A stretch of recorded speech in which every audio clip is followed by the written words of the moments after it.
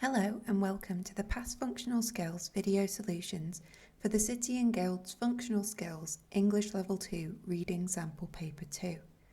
Before watching this video, make sure that you've read the two documents in the insert and you've attempted to complete this paper yourself. Question 1. Which one of the following best summarises the role of a dog sitter? So here we have 4 different options and we need to choose the one that best summarises the role.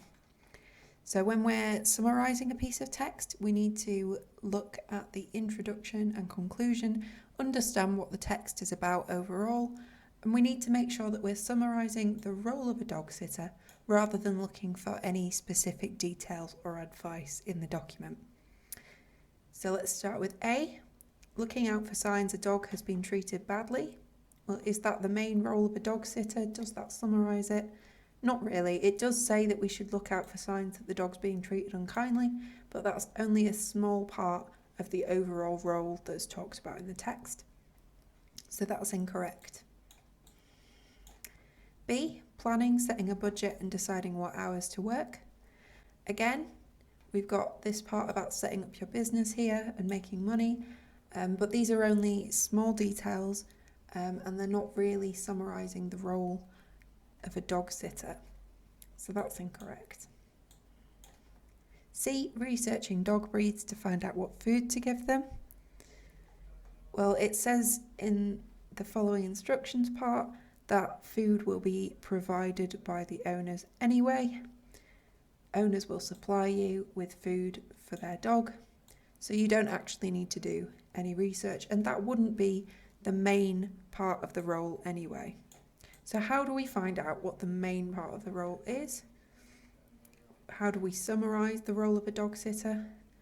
Well, D is the best option here, caring for, feeding and walking someone else's dog. We know this because in the introduction it explains that we walk the dog, and it involves looking after other people's dogs in your own home, often overnight, taking them for walks when needed. So the introduction really helps us here to give a summary of the role of a dog sitter. Question 2. In which section of document 1 would the reader be most likely to find out information on how much a dog sitter earns? So here we're looking at document 1 and we need to scan the text for the section that tells us information about the earnings of a dog sitter. So we're looking for the amount that they earn, so we're looking for words to do with money, finances. So when we have a look at the document, well, we've got business mentioned here, but a much more relevant heading here, subheading we've got is making money. So it's telling you how much a dog sitter earns in the making money section there. So the correct answer is making money. Question 3. Look at the section headed Legal Matters. Which 3 phrases suggest the writer thinks getting insurance is the right choice? So here we're being directed to a specific part of the text, the one that's headed Legal Matters, and we need to find 3 phrases, so 3 short groups of words that suggest the writer thinks insurance is the right choice. So we're going to be looking for good things, positives. If it's the right choice, then we're going to be looking for reassuring aspects of taking out insurance. So here we find legal matters mentioned in the question, and it's mentioned that taking out insurance gave me peace of mind. So that's quite reassuring. That is a positive aspect of taking out insurance. It gives you peace of mind. Public liability is designed to give protection if a member of the public becomes injured because of your business. So designed to give protection, that's another phrase. Protection there, that's quite reassuring. The cost varies, but expect at least £100 a year. Well, that doesn't really tell us anything. It doesn't really give a positive impression of insurance, just gives us facts about it. You'll want to think carefully about this because it's a lot of money to pay out front, but I know I wouldn't want to face a lawsuit if the worst happened.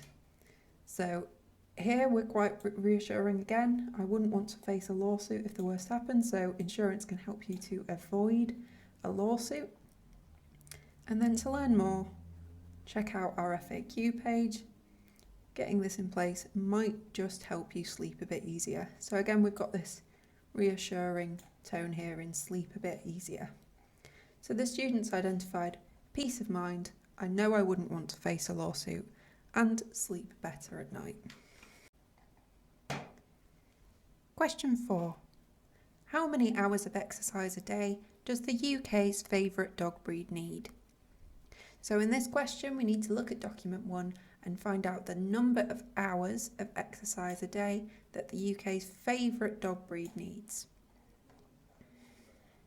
So we're going to be looking for the keyword favourite or popular, that kind of thing.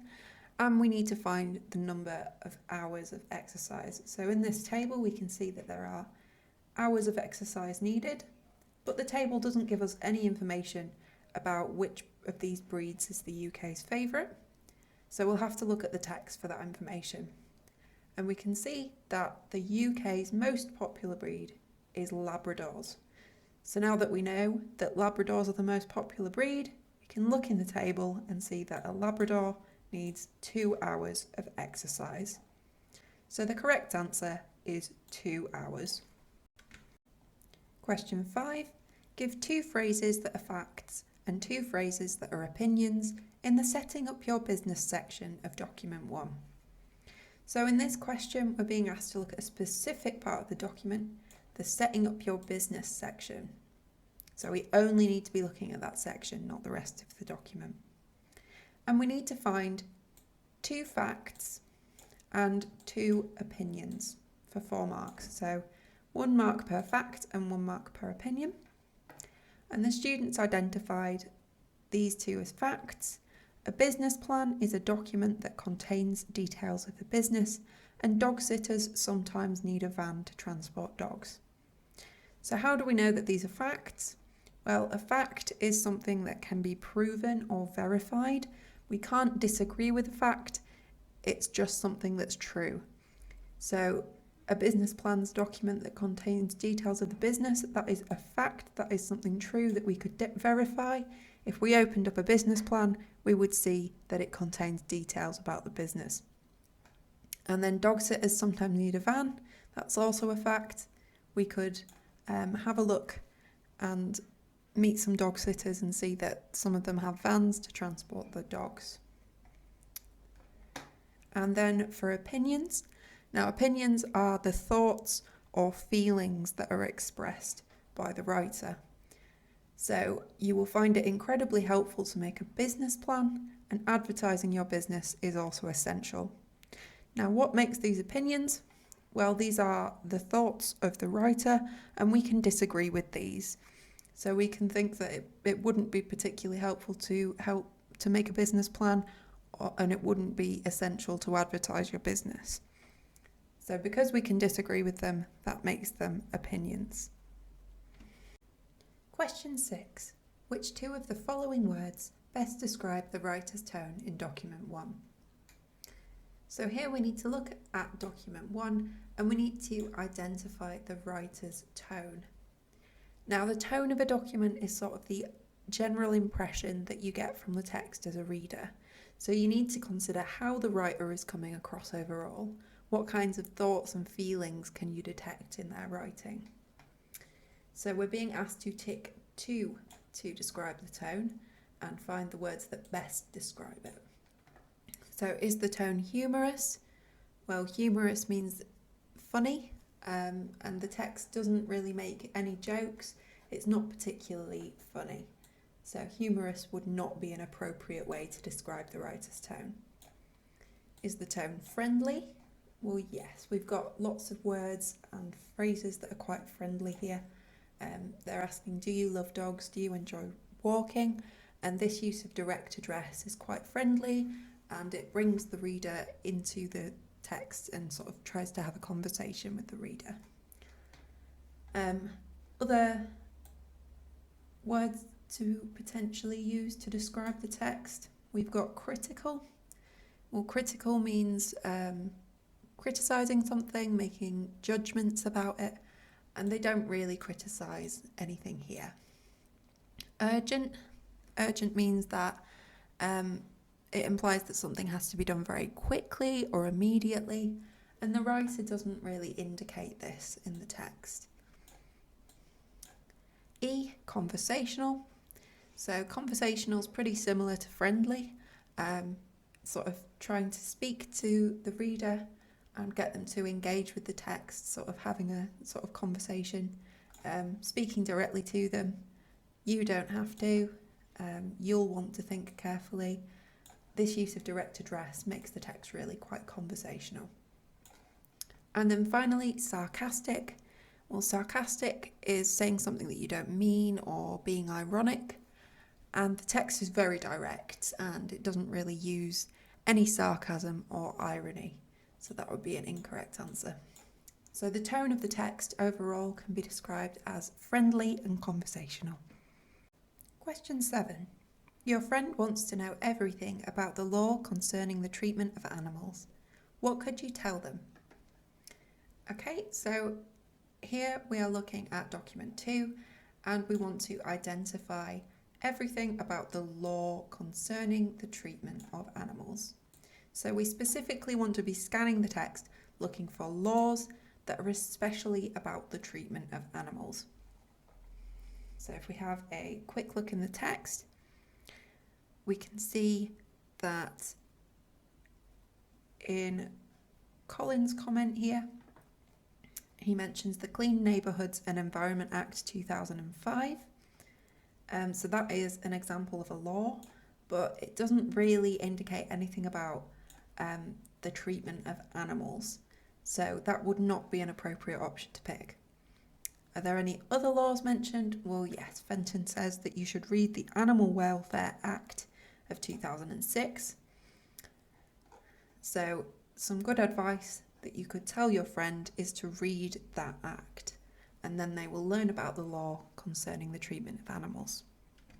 Question 8. Which forum contributor disagrees with Bono 135's views about working full-time as a dog sitter?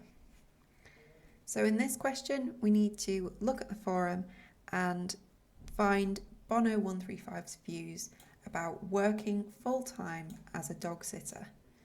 So especially focusing on this full-time aspect here, because they also talk about working part-time.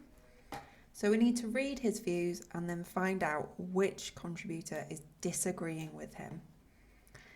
So if we find Bono 135's views, he says, yes, dog sitting is the best job in the world, and I'm certainly glad I chose it as a profession. Why shouldn't you do it too? You will need to dedicate 7 days a week to it though. I'm fully licensed and make a fantastic income, but it was a struggle to make ends meet when I could only work 2 days a week due to other commitments. Go for it, you won't regret it. So his opinion here is that it is important to dedicate 7 days a week to it, so it's important to work full-time as a dog sitter, and he thinks that it's a struggle to make ends meet, so to get enough money when he can only work part-time 2 days a week. So he thinks that you should work full-time, not part-time. So we need to find someone that disagrees with this, someone that thinks we should only work part-time. And Dog Blogger says, I'm a full-time dog sitter, but I'm thinking of reducing my hours. It's tiring work, but it isn't difficult. I can still make plenty of money working part-time. So here we've got disagreement with Bono 135. They're saying that they prefer to work part-time, and unlike Bono, who says he struggled to make ends meet, Dog Blogger says that they can still make plenty of money. So they're definitely disagreeing here. So the correct answer, which forum contributor disagrees with Bono 135's views about working full-time as a dog sitter? The answer is Dog Blogger. Question 9. What is Woof 77 implying when he says there may be an innocent explanation for this, but? So here we need to look at the document and find where Woof 77 says there may be an innocent explanation for this, but, and we need to find out what he's implying. So what is the meaning behind his words here?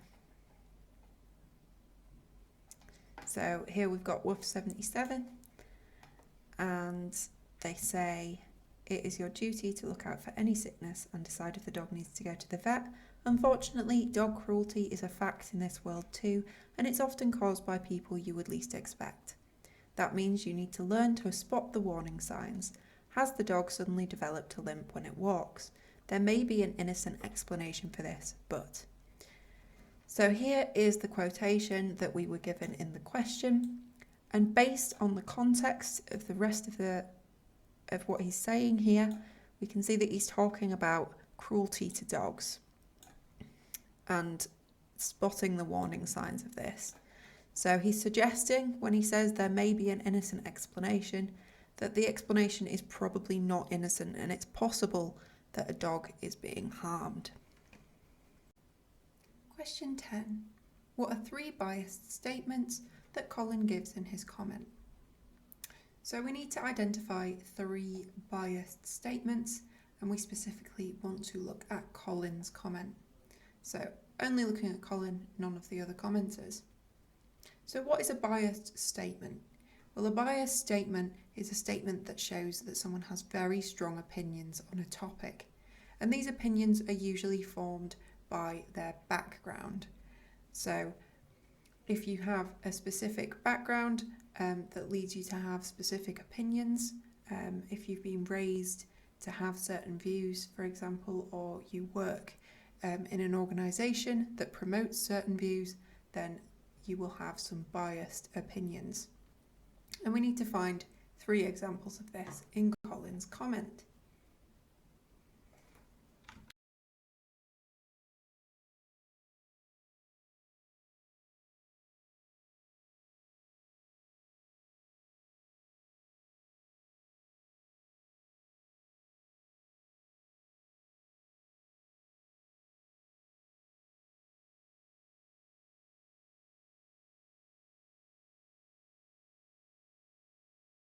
Colin says that everyone who walks dogs should be aware of the Clean Neighbourhoods and Environment Act 2005.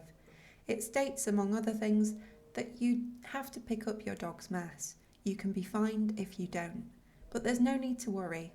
Shops sell bags and scoops you can use to pick it up. I know it sounds terrible, but it's something all dog owners are required to do by law, and that's a good thing. You don't want your dog to be a public nuisance.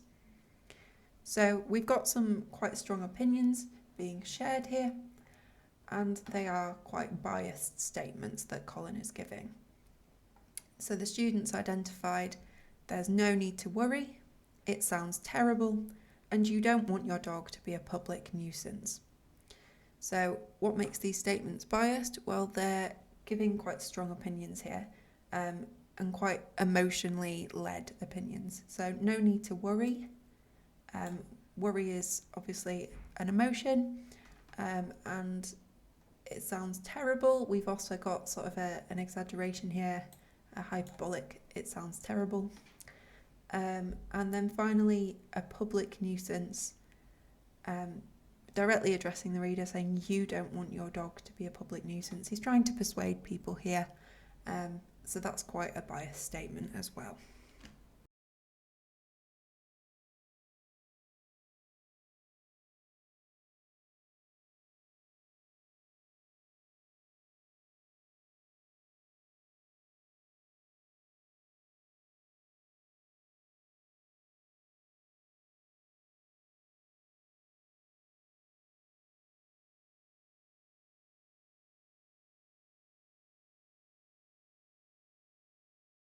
Question 10. What are 3 biased statements that Colin gives in his comment? So here we need to find Colin's comment, and we need to find 3 biased statements that they give. So a biased statement is any statement that gives a particularly strong opinion that could be considered biased based on somebody's background. So if we find Colin, Colin says that everyone who walks dogs should be aware of the Clean Neighbourhoods and Environment Act 2005. It states, among other things, that you have to pick up your dog's mess. You can be fined if you don't, but there's no need to worry. Shops sell bags and scoops you can use to pick it up. I know it sounds terrible, but it's something all dog owners are required to do by law. And that's a good thing. You don't want your dog to be a public nuisance. So we've got some quite strong opinions being shared here, and they are quite biased statements that Colin is giving. So the students identified there's no need to worry, it sounds terrible, and you don't want your dog to be a public nuisance. So what makes these statements biased? Well, they're giving quite strong opinions here, and quite emotionally led opinions. So no need to worry. Worry is obviously an emotion, and it sounds terrible. We've also got sort of an exaggeration here, a hyperbolic, it sounds terrible. And then finally, a public nuisance, directly addressing the reader, saying you don't want your dog to be a public nuisance. He's trying to persuade people here, so that's quite a biased statement as well. Question 11. Give 2 language techniques that Bono 135 uses to help put across his view. Provide an example of each technique. So in this question, we're looking at Bono 135, and we want to find 2 language techniques that he is using to put across his view. And then we need to provide examples of each technique. So language techniques include things like similes, alliteration, repetition, rhetorical questions, anything that is a technique that shows us how the writer is using language to create specific effects on the reader. So the student has identified repetition. That's a valid language technique. It's whenever something is repeated in a text to create effects. And the example that they've given is yes, yes, yes. So that's definitely a repeated word there. That's a good example of repetition. The second language technique, they've identified a rhetorical question. Now, a rhetorical question is a question in a text that doesn't require the reader to answer it. And the question example that they've given here is, why shouldn't you do it too? So that is a fantastic example of a rhetorical question. So the student has correctly identified some language techniques and given some appropriate examples. If you're unsure about what a language technique is, then don't select a language technique that you're unfamiliar with, because you'll be unlikely to give a correct example for it. Make sure that you're choosing language techniques that you're very familiar with so that you'll be able to give accurate examples from the text. Question 12. Which 2 forum contributors use a sarcastic style of writing? So we need to look at the text and find 2 forum contributors that are using a sarcastic style. Now, a sarcastic style would mean saying something that you don't really mean, often to be critical or to create humour. So we've got to scan the text and see if we can spot any examples of sarcasm, people saying things that they don't really mean.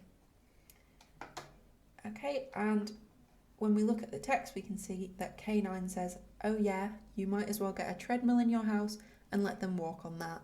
I suppose you don't like seeing your dog running free. Let it off the lead.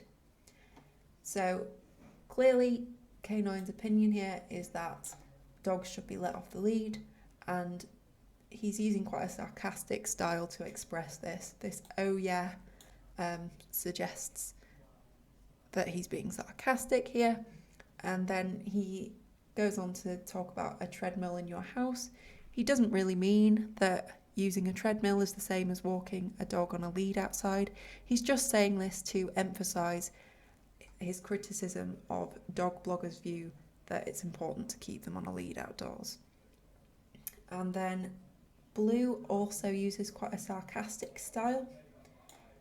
Says that walking other people's pets in terrible weather for bad pay, what a great job that sounds. So obviously walking other people's pets in terrible weather, so terrible weather and bad pay, using very negative adjectives here. Clearly they don't really think that it is a great job, because they're saying it's quite negative. So they're saying something that they don't really mean here in order to emphasise their opinion. So the two contributors that use sarcasm are K9 and Blue. Question 13. Rocco says extendable leads are a great invention. Why might he be biased in this view? So here we need to identify Rocco's comment that extendable leads are a great invention, and we need to find out why he might be biased in this view. So what about his background, who he is going to make him have strong opinions about extendable leads being a great invention? So the options here, he is an experienced dog walker. Well, is he an experienced dog walker? He doesn't mention that he is, so that is incorrect. He believes dogs should be let off the lead. Well, no, he doesn't mention that either. It's K9 that says to let dogs off the lead. He sells extendable leads in his shop. Well, yes, he does. He says, I own a pet shop and they are one of the most popular items we sell. So his opinion here, that extendable leads are a great invention, he's probably trying to say this so that he can encourage people to come to his shop and buy them. He is going to profit from sharing this opinion. And then finally, he uses an extendable lead with his own dog. Well, he doesn't mention that in his comment. So the reason why he might be biased is because he owns a pet shop and he sells the extendable leads there. Question 14. What are two things that the writer of Document 1 and Woof 77 in Document 2 agree that a dog sitter needs to watch out for? So in this question, we need to refer to both of the documents. And we need to find two things that the writer of Document 1 and Woof 77 in Document 2 are agreeing on. And we're specifically looking at the topic of what a dog sitter needs to watch out for. So if we have a look at Woof 77's comment first, that's probably the best idea because it's going to be a lot shorter than reading the whole of Document 1 again. So we'll start with Woof 77, who says it's your duty to look out for any sickness and decide if the dog needs to go to the vet. So that's one thing that they say that a dog sitter should be doing, something that they need to look out for. And then they say, unfortunately, dog cruelty is a fact in this world too, and it's often caused by people you would least expect. So they say that you need to learn to spot the warning signs of dog cruelty. So that's two things that they're saying there. You need to look out for sickness and spot warning signs of dog cruelty. So we need to see if Document 1 says this as well. And sure enough, they definitely do. They say that you need to recognise signs that a dog is unwell, and you should also keep an eye out for clues that it is being treated unkindly. So saying a very similar thing to Woof 77 in Document 2. So the student has correctly identified that the two documents are agreeing upon the fact that the dog sitter needs to watch out for a dog's health and signs that a dog is being mistreated. Question 15. Compare opinions on dog treats in Documents 1 and 2. So here we need to be looking at both documents and we need to compare the opinions in both. And we're specifically focusing on the topic of dog treats. So when we're looking for opinions, opinions are people's thoughts or feelings that we can either agree with or disagree with. Now, unlike a fact, an opinion cannot be verified. You can't check whether it's true or false. It's just somebody's thought or feeling. So we need to find thoughts and feelings about dog treats in the documents and compare them. So the student here has said that Document 1 says don't be tempted to give them treats and suggests that dog treats are bad for dogs. In contrast, Document 2 says giving dogs treats is a great way to bond with them. suggesting that dog treats are a good way to improve the relationship between dogs and owners. Document 1 therefore gives a far more negative view of dog treats than document 2. So here the student has talked about both documents equally, so they're comparing the opinions in both. And how do we know that they're comparing? Well, they've used these key words, key comparative words like in contrast and a far more negative view.